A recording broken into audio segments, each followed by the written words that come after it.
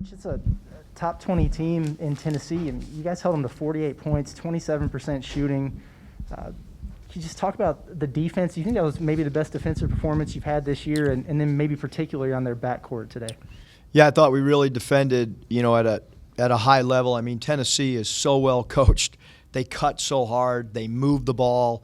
They're a high assist team. They play three-point guards sometimes, at a time. They push the ball. We had a tough decision game time starting at 3. Do we shoot around some guys on staff, maybe let them sleep? We went hard today at shoot around.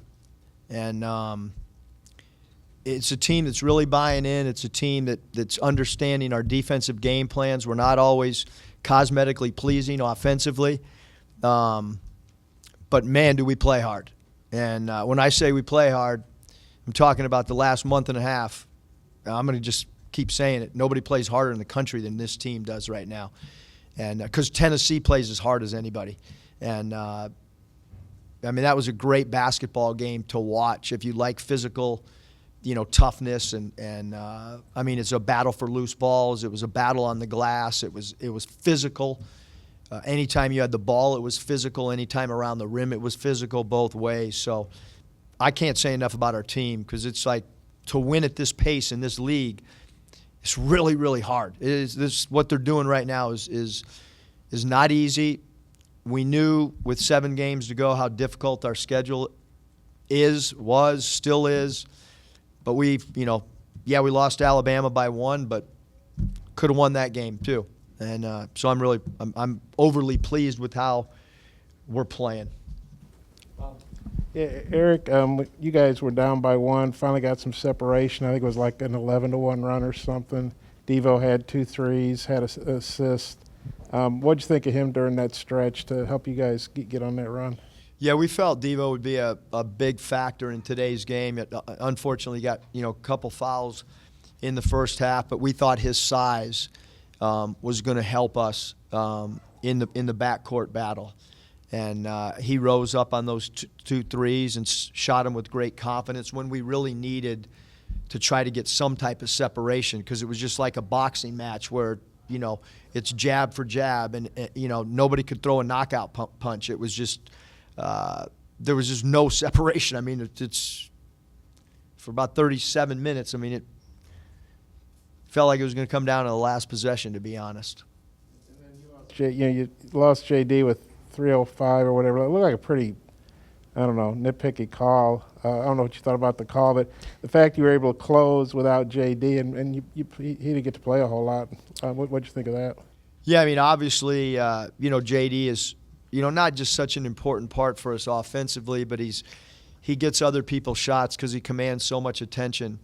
So I thought in the first half we survived. We did a good job of hanging with them without him.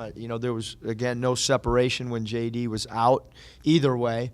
And then I thought down the stretch, Chris's free throws become so vital. Going 6 of 6. From the foul line for the game, the clutch free throws that Chris made down the stretch, and the rebounding of Jalen Williams is, he just keeps getting better and better. You held Vescovy to 7. What did you think about the individual effort on him? Yeah, a lot of our preparation was obviously 25, Vescovy and Kennedy Chandler number 1 as well as number 5.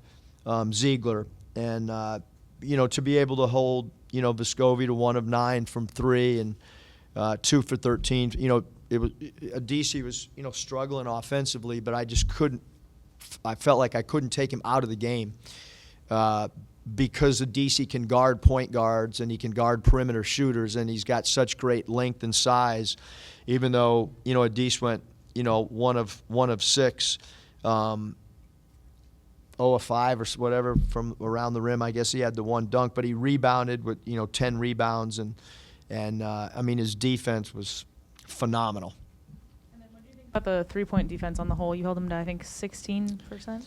Yeah, they were 4 for 24, and because we don't shoot the 3 great. I think what we've figured out is we really have to defend the three-point line. And, I don't think we really had that belief and understanding of the importance of defending the three and defending for the full shot clock. I mean, certainly we didn't against Hofstra. But we're a much different team. We've evolved as a team. I think that part of, coaching is to try to get your team to improve. And again, even though we didn't, play great at Alabama, I thought we got better. I mean, I didn't get back on the plane and feel like we took steps back. I thought we did some great things against a really potent offensive team on the road. So that's got to be our thought process. We know Florida's tough. They're really good at home. We know Kentucky's really good. We understand LSU's tough team, and so we have 4 really difficult games. And I think the biggest thing is, keeping our composure every night, and whether we win, whether we have a setback, is to come back the next day and just try to get better for the stretch run, meaning the SEC tournament, and then hopefully, postseason play after that. Yeah, Eric, you mentioned earlier in the year when Devo was figuring some things out and playing well that he was playing with a lot of joy. Is he grasping that again? Like, you feel like he's there mentally, or just, and what have you thought of him kind of in your bigger games of the year? Yeah, I mean, I think in practice he's been having fun. I mean, obviously when, the dunk after Auburn, it looked like he was having fun. And I looked over after there was a timeout after one of his threes, and he was laughing and joking. And he, some guys you want him to show joy, and he and Jalen are out there having fun, even in close ball games with a lot at stake.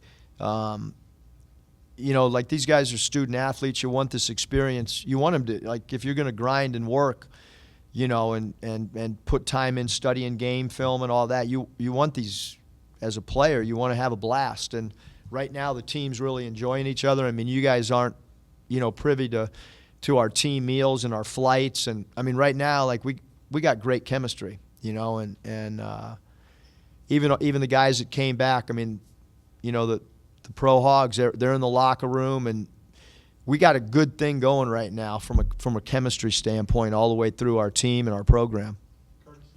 Coach, you mentioned maybe not always being aesthetically pleasing offensively, but before the game you talked about Tennessee's guards and how adept they are at coming up with steals.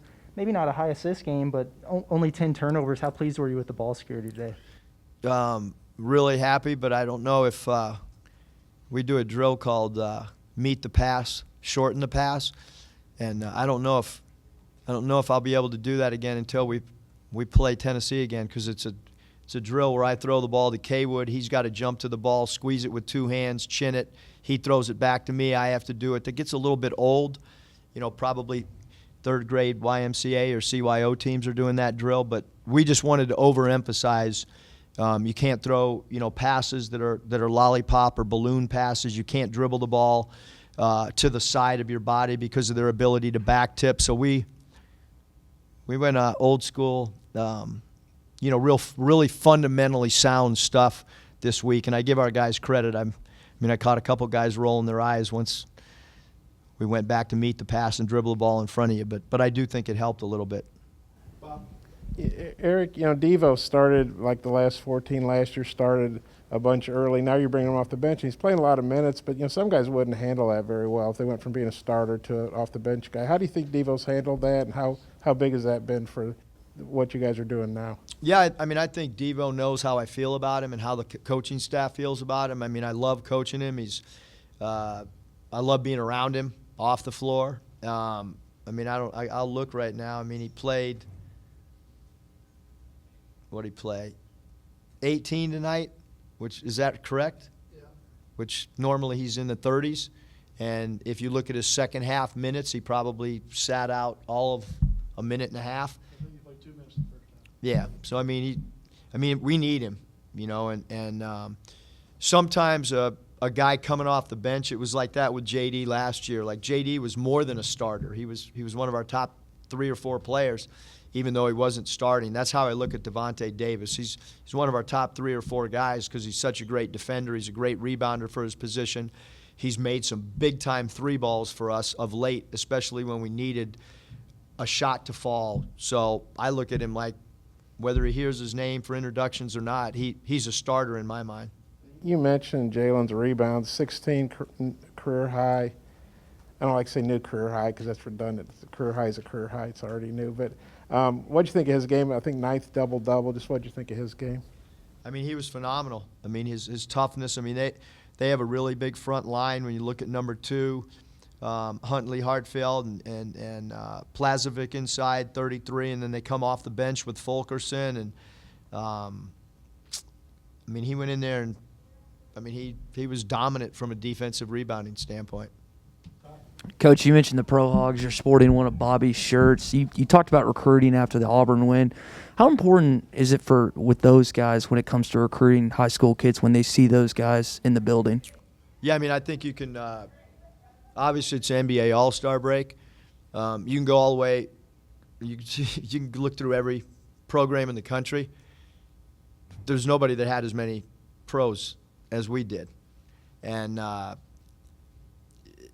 guys want to come back here. I mean, you know, and I talked to all of them. I mean, the pride that Daniel, I didn't coach Daniel, you know, but he was excited walking in here. And you know, Bobby, I mean, and then obviously, you know, the other, even Khalil coming back, you know, I mean, we need that. We want that. Like we want guys to want to come back here when they have an opportunity to come back here. And you know, some of us are going to dinner tonight afterwards.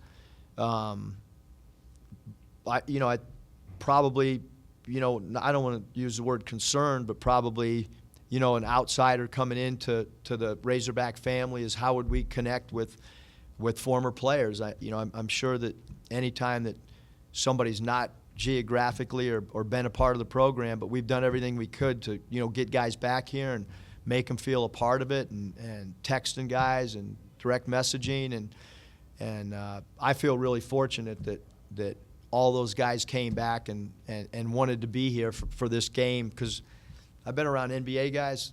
Many of you have not. I can promise you 95% of NBA players are not going back to where they went to college. They're in Cabo or wherever, okay, because they don't have to report back until Wednesday. Some of them don't have to report back till Thursday. That's a long break. And these guys aren't in the Bahamas or whatever. They're here watching a game and helping support our guys. Was it to have some of those guys introduce your starting lineup tonight? I thought it was really cool. I hope it was. It was my idea, so I hope it was good. Eric, you outscored them 13-2 on points off turnovers. They've been really good. Like Curtis said, they've been really good at forcing turnovers. I think 17 a game. You guys were well under that. Just what did you think of that stat, 13-2 on points off turnovers? Amazed. I mean, I never, you know, like I felt if we could just stay even with them off points off turnovers, that would be a huge plus for us. We took great care of the ball because, again, they're so physical, and it's a grind game, man. Like, there's no separation. I can't speak enough about the job Coach Barnes does. I mean, it's every possession is just a war. I mean, on both sides of the ball. So, really proud of how we took care of the basketball, especially when our lead guard and a guy that we rely on every night, JD, was only able to play, you know, 24 minutes. And even Devo's, both those guys in foul trouble, and we still found a way to not really turn the ball over. You know, Florida beat Auburn today, so the race has tightened up. You know, 12-2, 11-3 for Kentucky. You and Tennessee are both now 10-4. How do you feel about the conference race? Yeah, I mean, I think, you know, the ultimate goal, you know, for us is to play in the NCAA tournament, to try to get the best seeding we possibly can, to try to, you know, play as well as we can throughout SEC regular season. You know, I understand the seeding in the SEC tournament, and but again, I mean, we just want to play one game at a time because we know what our schedule looks like these last 4 games. And Florida's really good at home. They have a great student section, and so we got to go try to win a 40-minute game in Gainesville. They're here. Yeah. Their brother works for us. Raheem. Football might be over this season, but basketball is in full steam for both pros and college hoops. For all the latest odds, totals, player performance props, to where the next fired coach is going to land, BetOnline is the #1 spot for all your sports betting needs. Head over to the website or use your mobile device to sign up today and receive your 50% welcome bonus on your first deposit.